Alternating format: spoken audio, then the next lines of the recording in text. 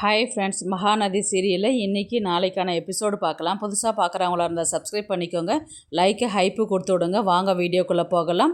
நேற்றுக்கு எபிசோடு எதில் முடிச்சிருப்பாங்கன்றது பார்த்தீங்கன்னா, காவேரி விஜய் இனி எங்கள் வீட்டுக்கு வரவே கூடாது அப்படின்னு சொல்லிட்டு அவங்கள நீங்கள் இங்கேருந்து கிளம்பி போயிடுங்கன்னு சொல்லிட்டு அவர் கொண்டு வந்த பலூன்லாம் எடுத்து அவங்க முகத்துலேயே விசிறி அடிச்சுட்டு அனுப்பி விடுவாங்க. அதுக்கப்புறம் பார்த்திங்கன்னா எபிசோடை முடிப்பாங்க. உடனே பார்த்திங்கன்னா இன்றைக்கி அதே தான், அந்த விஷயத்துலேருந்து தான் ஆரம்பிப்பாங்க. இவங்க மறுபடியும் அதை எத்தனை வாட்டி சொன்னாலும் நீங்கள் திருந்தவே மாட்டீங்க, உங்களுக்கு உங்கள் விஷயம் மட்டும்தான் நடக்கணும், அவ்வளோ செல்ஃபிஷாக இருக்காதீங்க, தயவுசெய்து என் வீட்டு பக்கம் இனி வராதிங்க அப்படின்ற மாதிரி தான் மறுபடியும் சொல்லிவிட்டு தயவுசெய்து வீட்டை விட்டு போங்க அப்படின்ற மாதிரி தான் சொல்லுவாங்க. வெளியில் அவர் கிளம்பி போவார். கிளம்பி போனதுக்கப்புறம் உடனே சாரதா வெளியில் போயிட்டு பார்ப்பாங்க. ஏன்னா அவர் விஜய் ரொம்ப கஷ்டப்பட்டுட்டு காவேரி மூஞ்சல் அடித்த மாதிரி பேசிட்டதுனால அவர் என்ன கஷ்டப்படுவாரோ அப்படின்ற மாதிரி தான் சாரதா பேசுகிறதுக்கு போவாங்க. உடனே காவேரி தான் சாரதா திட்ட ஸ்டார்ட் பண்ணுவாங்க. நான் வர வரைக்கும் அந்த ஆளை உட்கார வச்சுட்டு நீ வெயிட் பண்ணியிருந்துருக்குற, இது எவ்வளோ பெரிய தப்பு தெரியுமா அப்படின்னு சொல்லி கேட்ட உடனே சாரதா சொல்லுவாங்க, அதெல்லாம் ஒன்றும் இல்லடி காவேரி அப்படின்னு சொல்லி சொன்னதுக்கு அவர் உங்கள்கிட்ட மன்னிப்பு கேட்குறேன்னு தான் சொன்னார்னா, மன்னிப்பு கேட்குறேன்னா கண்டவன்லாம் கூட்டின்னு உள்ளே உட்கார வச்சுருப்பியா நீ அப்படின்ற மாதிரி தான் காவேரி கேட்பாங்க. அந்த ஆளுக்கு நம்ம வீட்டுக்கு வரத்துக்கு ஒரு சாக்கு, அதனால் இப்போ உக்காந்துக்கிறாங்க. நீ எதுக்கு நீ உள்ளே உட்கார வச்சுருக்கிற, இனி வரவே கூடாதுன்னு உங்கள்கிட்ட சொல்லி நான் அவர்கிட்ட சொல்லி சொன்னேன்ல, நீ ஏன் சொல்லாத விட்ட, அதுதான் இப்போ நான் டைரெக்டாகவே சொல்லிட்டேன்ல, இனி நம்ம வீட்டுக்கு வரக்கூடாது அப்படின்னு சொல்லிட்டு இனி தயவுசெய்து அந்த ஆள் வரமாட்டாங்க, உன் வேலையை நீ பார்க்குறியா அப்படின்ற மாதிரி தான் காவேரி சாரதா கிட்ட சொல்லிட்டு இருப்பாங்க. இனி அந்த ஆள் இங்கே வந்தாங்கன்னா அசிங்கப்பட்டு போயிடுவாங்க அப்படின்ற மாதிரி தான் சொல்லிவிட்டு பேக்கை எடுக்கிறதுக்கு உள்ளார போவாங்க. அதில் ஃபோனில் சார்ஜ் போட்டிருப்பாங்க. ஃபோன்லேருந்து சார்ஜ் எடுத்த உடனே பார்த்தீங்கன்னா கார்த்திக் தான் கால் பண்ணுவாங்க. உடனே இவங்க ஏற்கனவே கோவத்தில் இருக்கிறாங்க, இவன் எதுக்கு கால் பண்ணுறான் அப்படின்னு சொல்லிட்டு கால் அட்டன் பண்ணுவாங்க. ஹலோ என்ன பண்ணுறீங்க அப்படின்ற மாதிரி சொல்லி கேட்டதுக்கு, சொல்லுங்கள் என்னங்க அப்படின்னு சொல்லி சொன்னதுக்கு, நான் எனக்கு உங்ககிட்ட கொஞ்சம் பேசணும் அப்படின்ற மாதிரி தான் கார்த்திக் சொல்லுவான். என்ன சொல்லணும் அப்படின்னு சொல்லிட்டு சொல்லும் போது, நான் உங்ககிட்ட பேசும்போதே பார்த்தீங்கன்னா எனக்கு உங்களை பிடிச்சிருந்தது, நான் எங்கள் வீட்டில் பேசி உங்களை நான் கல்யாணம் பண்ணிக்கணும் தான் நான் விருப்பப்பட்டேன் ஆனால் உங்கள் கசினும் உங்கள் அம்மாவும் பேசுனதுக்கப்புறம் தான் எனக்கு நான் உங்களை கல்யாணம் பண்ணிக்கவே வேண்டாம் அப்படின்றதுனால தான் இருந்தேன், அந்த விஷயத்தை தான் உங்ககிட்ட பேசணும் அப்படின்னு சொல்லி சொன்னதுக்கு, என்ன விஷயம், யார் என்ன சொன்னதுன்னா, உங்கள் கசின் தான் சொன்னார் அப்படின்னு சொல்லி கேட்டதுக்கு, என் கசின் யாருன்னா விஜய் அன்னைக்கு உங்கள் கூட வந்தார், அவர் தான் சொன்னார், என்ன சொன்னார் அவர் அப்படின்ற மாதிரி தான் காவேரி கோவத்தில் கேட்பாங்க. அதுக்கப்புறம் விஜய் அன்னைக்கு கார்த்திக் அந்த இடத்துல நடந்த விஷயத்தை அத்தனையுமே சொல்லுவாங்க. விஜய் ஃபஸ்ட்டு ஸ்டார்ட் பண்ணும்போது என்ன பண்ணுவார்னா, நானே அவர் அத்தை பையன்தான், நானே அவளை கல்யாணம் பண்ணிக்காதிருக்கேன்னா அவள் எவ்வளோ பெரிய அடங்காப்பிடாரியாக இருப்பா பாருங்க, அவள் எவ்வளோ கோவக்காரி, அவளெல்லாம் கல்யாணம் பண்ணிக்கிட்டீங்கன்னா உங்கள் லைஃபே நாசமாக போயிடும் அப்படின்ற மாதிரி தான் விஜய் சொல்லியிருப்பார் இல்லைங்களா. இந்த விஷயத்த எல்லாமே கார்த்திக் சொல்லிட்டு இருக்கிறாரு. அதுக்கப்புறம் நான் அதை கூட மன்னிச்சிருவேங்க. அதுக்கப்புறம் உங்கள் அம்மாவும் தான் சொன்னாங்க, என் பொண்ணை யார் கல்யாணம் பண்ணிக்கிறாங்களோ அவங்க வாழ்க்கையே நாசமாக போயிடும், உன் வாழ்க்கையை நீ காப்பாற்றிக்கப்பா, அந்த பொண்ணை கல்யாணம் பண்ணிக்கிட்டா உன்னை அடிமை மாதிரி வச்சு தான் மெயின்டைன் பண்ணுவா அப்படின்ற மாதிரி தான் சாரதா பேசுனதும் விஜய் பேசுனதுமே பார்த்திங்கன்னா கிளியராகவே எக்ஸ்பிளைன் பண்ணி சொல்லுவார். உடனே இந்த விஷயத்தெல்லாம் கேட்கும் போது காவேரிக்கு கண் கலங்கும். சரி, நான் இதுக்காக தான் சொல்ல விருப்பப்பட்டேன், மற்றபடி வேறு ஒன்றும் இல்லை, நான் வச்சிட்றேங்க ஃபோனை அப்படின்ற மாதிரி தான் ஃபோனை அவர் கட் பண்ணிடுவார். இவங்க உடனே வெளியில் பார்க்கும்போது உடனே சாரதா விஜய் கிளம்பிட்டாரா இல்லையான்னு பார்க்குற மாதிரி தான் இருப்பார். போ இவரை தான் பார்த்துன்னு உக்காண்டுக்கிறேன், நான் அவ்வளோ சொல்லியும் அவர் போனாரா இல்லையான்னு போய் பார்த்துட்டு உக்காண்டுக்கிறேன் நீ அப்படின்ற மாதிரி தான் காவேரி பேசுவாங்க. உடனே காவேரி என்னை பற்றி தான் உனக்கு எந்த கவலையுமே இல்லையே அப்படின்ற மாதிரி தான் சொல்லுவாங்க. ஏன்டி காவேரி இப்படிலாம் பேசுகிற அப்படின்ற மாதிரி தான், நீ பண்ண காரியத்துக்கு எனக்கு உன் மேலே எரிச்சலாக இருக்குது அப்படின்ற மாதிரி தான் காவேரி சாரதாவை பார்த்து சொல்லுவாங்க. கல்யாணத்துக்காக ஒரு பையனை பார்த்து பேச போயிருக்கிறான், ஒரு நியாயமாக ஒரு அம்மாவாக நீ என்ன பண்ணியிருக்கணும் அப்படின்ற மாதிரி காவேரி கேட்டதுக்கு, ஒருத்தருக்கு ஒருத்தர் பிடிக்கணும், நீ அவரே சீக்கிரமாக கல்யாணம் பண்ணிக்கணும் அப்படி தானே நீ நினைக்கணும், ஆனால் நீ என்ன பண்ண, இப்போ வந்துட்டு போனார், அவர் கூட சேர்ந்து நீயும் அவரும் என் வாழ்க்கையை நாசம் பண்ணி என்னை பற்றி தப்பாக அந்த பையன்கிட்ட நீங்கள் சொல்லி வச்சுருக்கிறீங்க. அந்த ஆள் என்ன வேணால் சொல்லிட்டு போட்டோம், எனக்கு அதை பற்றி கவலை இல்லை, ஆனால் நீ என்னை பற்றி தப்பாக சொல்கிறது நினச்சா தான் உண்மையிலே நான் உனக்கு தான் பிறந்தனா அப்படின்ற மாதிரி தான் காவேரி கேட்பாங்க. உடனே காவேரி வந்து என்ன சொல்லுவாங்கன்னா, நேத்திக்கு அந்த பையன் என்கிட்ட பேசும்போது அவன் நல்லா தான் பேசிக்கிட்டு இருந்தான். செட் ஆயிடும். அவனுக்கும் என்ன புடிச்சிருக்குது. அந்த மாரி தான் பேசின்ட்டு இருக்கிறான். உடனே வந்து அந்த ஆள் வந்து நான் கொஞ்சம் அவர்கிட்ட தனியா பேசணும் அப்படின்னு சொல்லிட்டு சொன்னதுக்கப்புறம், அந்த ஆள் போய் பேசிட்டு வந்ததுக்கப்புறம் தான் வந்து அந்த பையனுக்கு வந்து என்ன புடிக்கல அப்படின்ற மாரி வந்து சொன்னான். அப்பவே எனக்கு கொஞ்சம் டவுட்டா இருந்தது. சரி ஏதோ அவனுக்கு புடிக்கல போல அப்படின்ற மாரி தான் நானே வந்து என்ன பண்ணிட்டேன், அந்த விஷயத்த நான் அதுக்கப்புறம் யோசிக்கவே இல்ல நானு. ஆனா, நீங்க 2 பேரும் சேர்ந்து பண்ண வேலைன்னு அந்த பையன் ஃபோன் பண்ண சொன்னதுக்கு அப்புறம் தான் எனக்கே தெரியுது. உடனே சாரதா வந்து, "அதெல்லாம் ஒண்ணும் இல்லடி காவேரி" அப்படின்ற மாரி சொன்னதுக்கு, காவேரிக்கு வந்து கோவம், டென்ஷன் அதிகமாயிட்டு, "பேசாதம்மா தயவுசெய்து நீ என்கிட்ட பேசவே பேசாத" அப்படின்ற மாரி தான் வந்து அவங்க சொல்றாங்க. உடனே காவேரி வந்து அந்த பையன் என்ன தெரியுமா கேட்குறான், "உங்க அம்மாவால ஒரு பொண்ண வந்து எப்படி தப்பு தப்பா பேச முடியும்?" அப்படின்னு சொல்லிட்டு அந்த பையன் வந்து என்ன கேட்குறான். அப்ப எனக்கு எப்படி இருந்துச்சு தெரியுமா உனக்கு? அப்படின்ற மாரி தான் வந்து காவேரி சாரதா பார்த்து கேட்குறாங்க.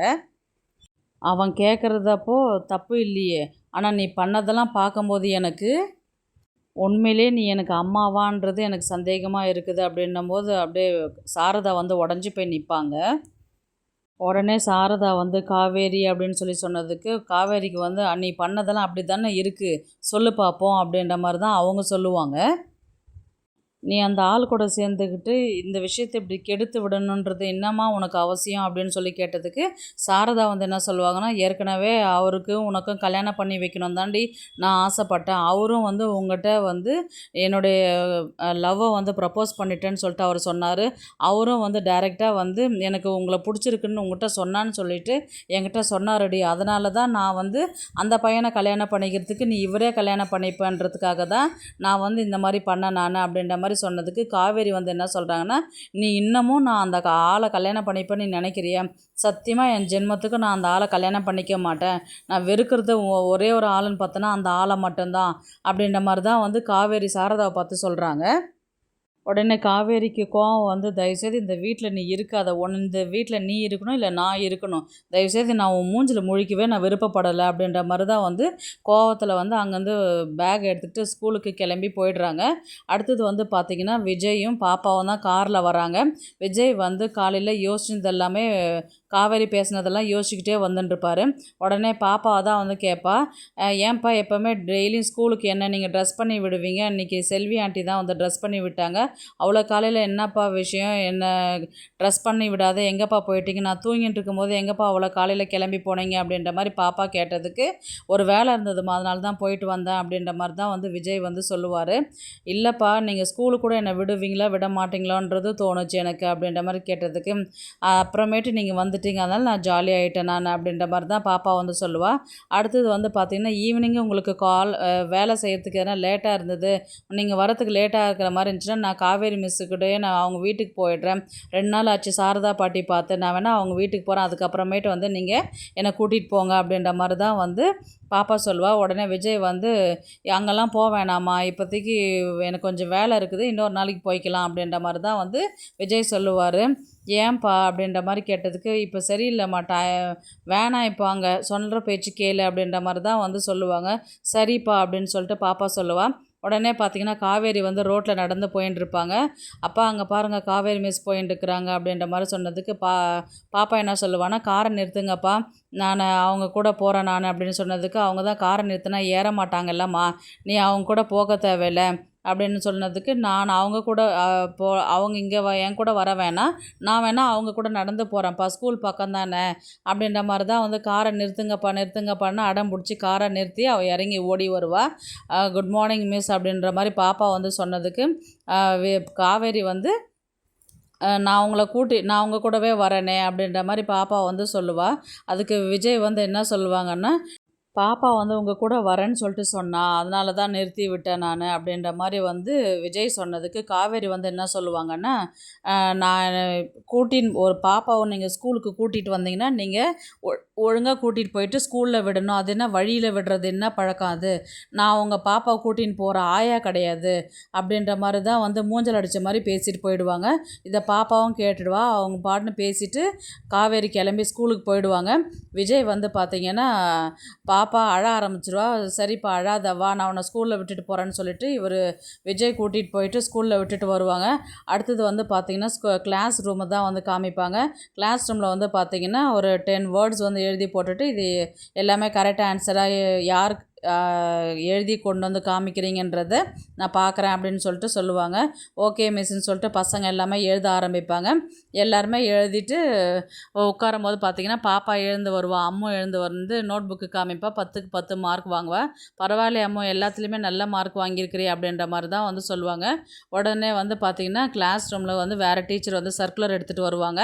நான் இந்த மாதிரி நான் 2 நாளைக்கு அப்புறம் வந்து பார்த்திங்கன்னா அம்மாக்கும் ஸ்டூடெண்ட்டுக்கும் ஒரு மீட்டிங் இருக்குது. அதில் காம்படிஷன்லாம் இருக்குது, டான்ஸ் இருக்குது, சிங்கிங் காம்படிஷன் எல்லாமே இருக்குது, ஆக்டிவிட்டீஸ்லாம் பண்ணலாம். அம்மாவை யார் யார் கூட்டிகிட்டு வரீங்க, பேர் கொடுங்க அப்படின்ற மாதிரி தான் வந்து அவங்க கேட்பாங்க. எல்லா பிள்ளைங்களுமே வந்து கை தூக்கும். அம்மு வந்து கை தூக்க மாட்டா, அமைதியாகவே உட்காண்ட்ருப்பா. எல்லார் பேரையும் எழுதிட்டு இவங்க மிஸ்ஸு வந்து அம்மு நீ உன் பேர் கொடுக்கலையா அப்படின்னு சொல்லிட்டு கேட்டதுக்கு இல்லைங்க மிஸ் அப்படின்னு சொல்லிட்டு அம்மு சொல்லுவா. உடனே வந்து காவேரி வந்து இவளுக்கு அம்முக்கு அம்மாவே இல்லைல்ல, அதனால் கலந்துக்கவே இல்லை, பார்க்குறதுக்கே கஷ்டமாக இருக்குது, பாவமாக இருக்கிறாளே அப்படின்ற மாதிரி தான் வந்து எபிசோடை அவங்க யோசிப்பாங்க. அப்படியே எபிசோடை வந்து முடிப்பாங்க. நாளைக்கு வந்து பார்த்திங்கன்னா பாப்பா வந்து இவங்க காவேரி வந்து பாப்பா கிட்ட கேட்பாங்க, ஏன் அம்மா நீ பேர் கொடுக்கல, எனக்கு தான் அம்மா இல்லையே மிஸ், அதனால தான் நான் பேர் கொடுக்கல நான் அப்படின்ற மாதிரி தான் வந்து பாப்பா சொல்லுவா. அதுக்கு என்ன, நான் உனக்காக நான் வந்து உன் கூட நான் விளையாடுறேன், நீ வந்து பேர் கொடு அப்படின்ற மாதிரி தான் வந்து பாப்பா கிட்ட சொன்னதுக்கு பாப்பா வந்து ஓகே மிஸ் அப்படின்னு சொல்லிவிட்டு அந்த டீச்சர் வந்து நான் பேர் எழுதிக்கிட்டோமா அப்படின்ற மாதிரி வந்து கேட்பாங்க. எழுதிக்கோங்க மிஸ் அப்படின்னு சொல்லிவிட்டு பேரை எழுதிட்டு போவாங்க. அதுக்கப்புறம் வந்து பார்த்திங்கன்னா காம்படிஷனில் நான் பேர் கொடுத்துருக்குறேன் அப்படின்ற விஷயத்த வந்து பார்த்திங்கன்னா பாப்பா வந்து ஈவினிங் வந்து விஜய் கூட்டின்னு வரும்போது வந்து பார்த்திங்கன்னா பாப்பா நடந்த விஷயத்த, ஸ்கூலில் நடந்த விஷயத்த சொல்லுவா. அப்படியா அப்படின்ற மாதிரி தான் வந்து விஜய் கேட்பார். ஆனால் மனசுக்குள்ளே என்ன நினைப்பாருன்னா, நம்மக்கிட்ட எரிஞ்சு விழுறாரு, காலையில் கூட அப்படி பேசுனாங்க, இப்போ எப்படி பேர் கொடுத்தாலே அப்படின்ற மாதிரி தான் வந்து விஜய் வந்து யோசிச்சு பார்ப்பாரு. அதுக்கப்புறம் சரிடா நம்ம வீட்டுக்கு போகலாம் வா அப்படின்ற மாதிரி தான் வந்து விஜய் வந்து பாப்பா கூட்டிகிட்டு வீட்டுக்கு போவாங்க. வீட்டுக்கு போனதுக்கப்புறம் வந்து பார்த்திங்கன்னா பாப்பா வந்து ஸ்நாக்ஸ் சாப்பிட்டுருப்பா. இவர் வீட்டில் உட்காண்ட்ருப்பார். அந்த நேரம் பார்த்திங்கன்னா இவர் வெளியில் கிளம்புற மாதிரி தான் இருக்கும் விஜய். இவங்க வந்து காவேரி வந்து பார்த்திங்கன்னா விஜய்க்கு கால் பண்ணுற மாதிரி தான் இருக்கும். ஏன்னா இவங்க காலையில் வந்து சாரதாவை வந்து திட்டாங்கள்ல, உன்னை இந்த வீட்டில் நீ இருக்கணும் இல்லை நான் இருக்கணும் அப்படின்ற மாதிரி தானே வந்து அவங்க சொல்லியிருப்பாங்க இல்லையா. அதனால் சாரதா வந்து கோச்சிக்கிட்டு வீட்டை விட்டு வெளியில் போயிருக்கிற மாதிரி தான் வந்து கதையை காமிப்பாங்க. இவங்க வீட்டுக்கு வந்து பார்ப்பாங்க, எதுவுமே பேச மாட்டாங்க, அமைதியாக தான் வந்து உட்காருவாங்க. ஏன்னா காலையில் அப்படி பேசிட்டு போனதுனால காவேரியும் வந்து அதை மறந்து போயிருப்பாங்க. வீட்டுக்கு வந்து பார்க்கும்போது வந்து பார்த்திங்கன்னா சரி ஒரு வேளை அம்மா எங்கன்னா வெளியில் கடைக்கு போயிருப்பாங்களோ அப்படின்ற மாதிரி தான் வந்து வெயிட் பண்ணிக்கிட்டு இருப்பாங்க. டீயும் போட்டு கொடுக்கல, எங்கே வெளியில் போயிருக்கிறாங்க பாரு அப்படின்ற மாதிரி தான் வந்து காவேரி யோசிச்சுட்டு இருப்பாங்க. அந்த நேரம் பார்த்தா டைம் ஆக ஆக சாரதா வந்து வரவே இல்லைன்னும் போது தான் அப்போ வந்து காவேரி வந்து யோசிச்சு பார்ப்பாங்க. காலையில் நடந்த விஷயத்த நம்ம வந்து அம்மாவை திட்டோம், ஒன்று இந்த வீட்டில் நீ இருக்கணும் இல்லை நான் இருக்கணுன்றது சொன்னதை வச்சு அவங்க அப்போ தான் வந்து ரியலைஸ் பண்ணுவாங்க, நம்ம இந்த அளவுக்கு பேசியிருக்கிறோம், அம்மா வந்து காணுமே அப்படின்ற மாதிரி. அப்புறம் என்ன பண்ணுவாங்க, வீடை ஃபுல்லாக தேட ஆரம்பிப்பாங்க. இங்கே அங்கேன்னு போய் பார்ப்பாங்க, எங்கேயுமே இருக்க மாட்டாங்க. அதுக்கப்புறம் பக்கத்தில் எங்கன்னா வந்துருக்குறாங்களான்றது அங்கேயும் கால் பண்ணி கேட்பாங்க, இங்கேயும் யாரும் வரல அப்படின்ற மாதிரி தான் வந்து சொல்லுவாங்க.